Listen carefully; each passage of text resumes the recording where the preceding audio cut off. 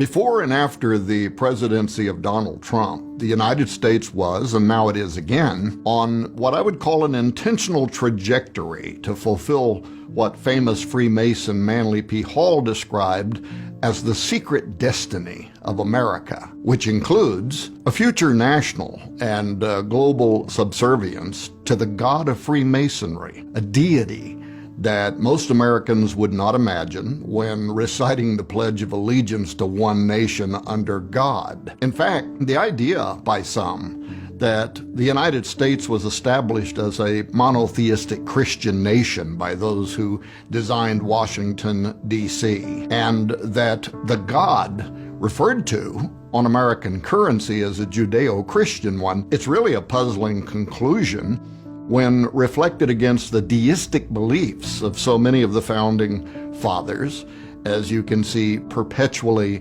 viewed in the so-called supreme architect deism of Freemasons, and in the supreme judge of the world and the divine providence notations that are in the Declaration of Independence and other founding documents, as well as the countless pagan icons that actually dominate the symbols, the statues, the buildings, the seals that were carefully drafted under official government auspices, the Great Seal of the United States primary among them, which Manly P. Hall, the famous Freemason, rightly called the signature of that exalted body of Masons who designed America for what he called a peculiar and particular purpose. It all bears rich symbolism, forecasting anything but Christianity. As a matter of fact, when Christians in the 1800s argued that a hypothetical annihilation of the United States would lead to antiquaries of succeeding centuries, and by that they meant historians, concluding that America had been a heathen nation based on the symbolism of the Great Seal, Congress was pushed to create something reflecting the Christian faith of so many of its citizens. U.S. President and Freemason Theodore Roosevelt, he strongly opposed this idea, but other Masons weren't as frustrated with the plan because, given the ambivalence of the term God, and the axiom that, interpreted within the context of the Great Seal's symbolism, this certainly would not infer the biblical Christian God. Therefore, the slogan, "In God We Trust," whoever you believe that God is, was accommodated by Masons and other Illuminatus, who therefore approved as the official U.S. motto the phrase, "In God We Trust." In my book, Zenith 2016, which among other things noted that the year of Donald Trump's presidential election had been foreseen by prophets and sages for thousands of years as the apex date, when governments would begin shifting toward the spirit that is predicted on the Great Seal of the United States, the Antichrist, followed by the actual man of sin's arrival and acceptance on the global stage in the year 2025, which people will discover in the new book Zeitgeist 2025. But this was to illustrate the point in my book Zenith 2016 that one definitely would not determine that the God in America's official motto refers to the Father of Jesus or a biblical Trinity. I wrote in that book, quote, "Imagine yourself as a space traveler who visits Earth in a fictional post-apocalyptic world. Digging through the rubble of the once thriving planet, you come across a copy of a U.S. $1 bill with the two-sided Great Seal of the United States joined in the middle by the phrase, 'In God We Trust.' Upon consideration, you ask yourself, what God did this refer to? And with no preconceptions, you allow the symbolism on the seal to speak for itself, from which you quickly determine that this had been a great culture who worshipped Egyptian and Greek deities, especially a particular solar one whose all-seeing eye glares from atop an unfinished Egyptian pyramid. Upon further investigation into the specific beliefs of the strange group whose members had influenced the Great Seal, you discover from their highest masters, including one illustrious Albert Pike, that the sun god they venerated so highly had been known to them at various times in history by the names Apollo, Osiris, and Nimrod, end quote.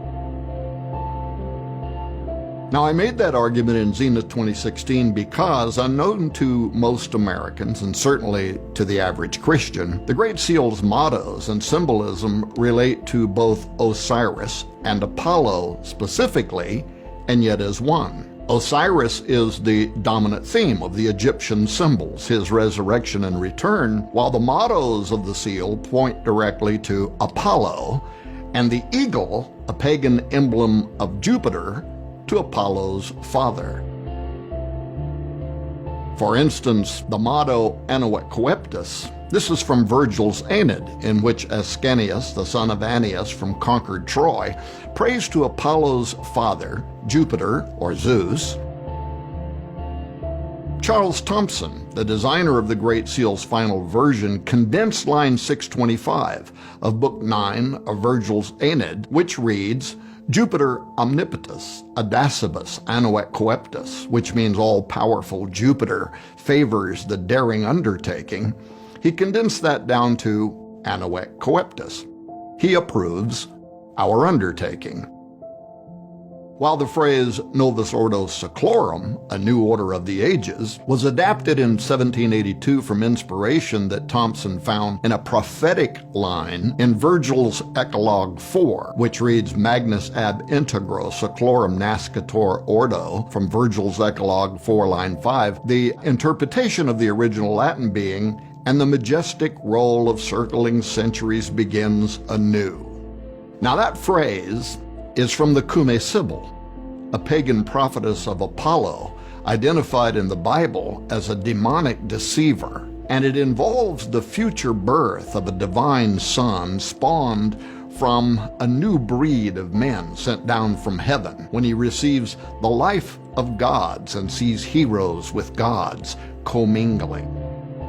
According to this prophecy, this is Apollo, the son of Jupiter, or Zeus, who returns to earth through mystical life given to him from the gods when the deity Saturn, or Jupiter, returns to reign over the cosmos in a new pagan golden age, what the alignment of Jupiter and Saturn on December 21, 2020 forecast, which many, by the way, including pastors, were erroneously referring to as the Christmas star.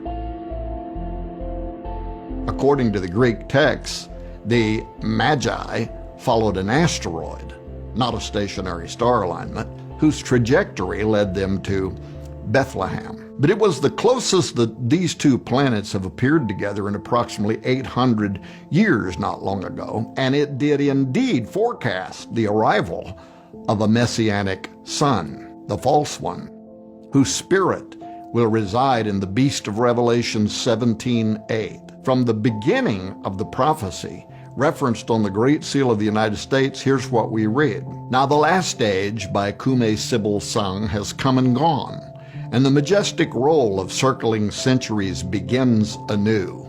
Justice returns old Saturn's reign, with a new breed of men sent down from heaven. Only do thou at the boy's birth, in whom the iron shall cease, the golden race arise. Befriend him, chaste Lucina, 'tis thine own Apollo reigns. He shall receive the life of gods and see heroes with gods commingling, and himself be seen of them, and with his father's worth reign over the world. Assume thy greatness, for the time draws nigh, dear child of gods, great progeny of Jove, or Jupiter Zeus. See how it totters, the world's orbed might, earth and wide ocean, and the vault profound, all see enraptured of the coming time. End quote.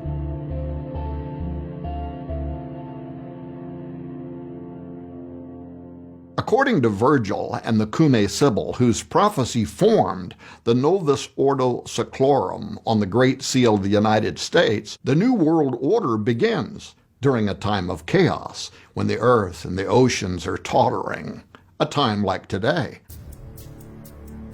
This is when the Son of Promise will suddenly arrive on earth, Apollo incarnate, a pagan savior, born of a new breed of men sent down from heaven when heroes and gods are blended together. This sounds eerily similar to what the Watchers did during the creation of Genesis 6 giants, doesn't it? And why many believe that Antichrist also represents the return of the Nephilim. But to understand why such a fanciful prophecy about Apollo, son of Jupiter, returning to Earth should be important to you, in ancient literature, Jupiter was the Roman replacement of Yahweh. As the greatest of the gods, he was a counter Yahweh. His son Apollo is a replacement of Jesus, a counter Jesus. And this Apollo comes to rule the final New World Order when justice returns old Saturn's reign.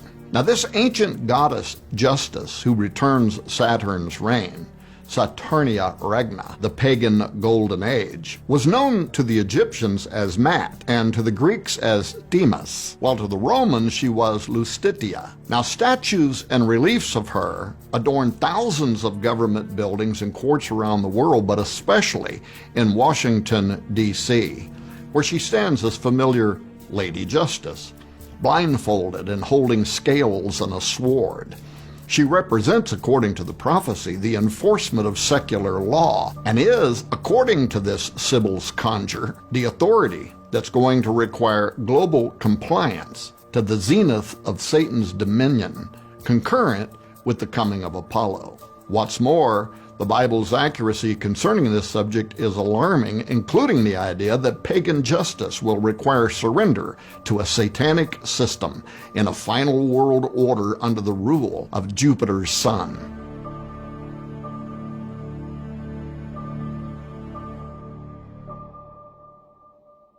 In the New Testament, the identity of the god Apollo, coded in the Great Seal of the United States as the Masonic Messiah who's going to return to rule the earth, is the same spirit, verified by the same name that will inhabit the political leader of the end times New World Order. For instance, according to key Bible prophecies, the Antichrist will be the progeny or the incarnation of the ancient spirit of Apollo. 2 Thessalonians 2:3 says, "Let no man deceive you by any means, for that day shall not come, except there come a falling away first, and that man of sin be revealed, the son of perdition." And this is the Greek word apoleia, Apollo. Revelation 17:8 likewise ties the coming of Antichrist with Apollo, revealing that the beast shall ascend from the bottomless pit and enter into him. It says, "The beast that thou sawest was and is not, and shall ascend out of the bottomless pit and go into perdition," apoleia, Apollo. "And they that dwell on earth shall wonder, whose names were not written in the book of life from the foundation of the world, when they behold the beast that was, and is not, and yet is." End quote. Among other things, this means that the Great Seal of the United States is a prophecy, hidden in plain sight by the Founding Fathers for more than 200 years, foretelling the return of a terrifying demonic god that seizes control of earth in the new order of the ages. This supernatural entity was known and feared in ancient times by different names: Apollo, Osiris, and even farther back as Nimrod, whom Masons consider to be the father of their institution.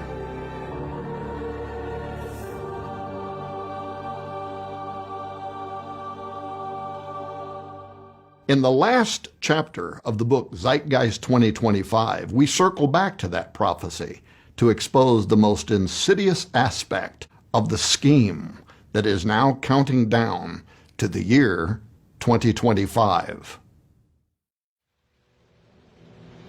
The information that I just shared with you is only the tip of the iceberg of what I reveal in my new book, Zeitgeist 2025. In fact, much of what I uncover in this book is too hot for mainstream platforms like YouTube and Facebook and would immediately be censored. But now, for the first time ever, You are going to discover hidden secrets and forgotten prophecies surrounding the year 2025, how the current U.S. government is tied to America's occult destiny, lost prophecies from Qumran forecasting 2025 as the final age of man, why historians and intelligence agencies foresee a totalitarian world government by 2025, how America's capital city is laid out to actuate the arrival of the Antichrist, about the malevolent Orwellian Trinity currently converging, the means by which the population's thinking and speaking are being homogenized to create a nation of assimilated devotees who are going to embrace the Antichrist, the deep esoteric meanings that names and titles held in ancient societies, the impact they had upon destiny, and what that precedent could mean now for America's near future. Who the mysterious character Melchizedek of Genesis 14 truly was, what the people of the name covenant is, and much more. So go to sidroth.org/horn or click the link below to get your digital copy of my revelatory new book, Zeitgeist 2025, so you can count yourself among the ones prepared for what is coming next.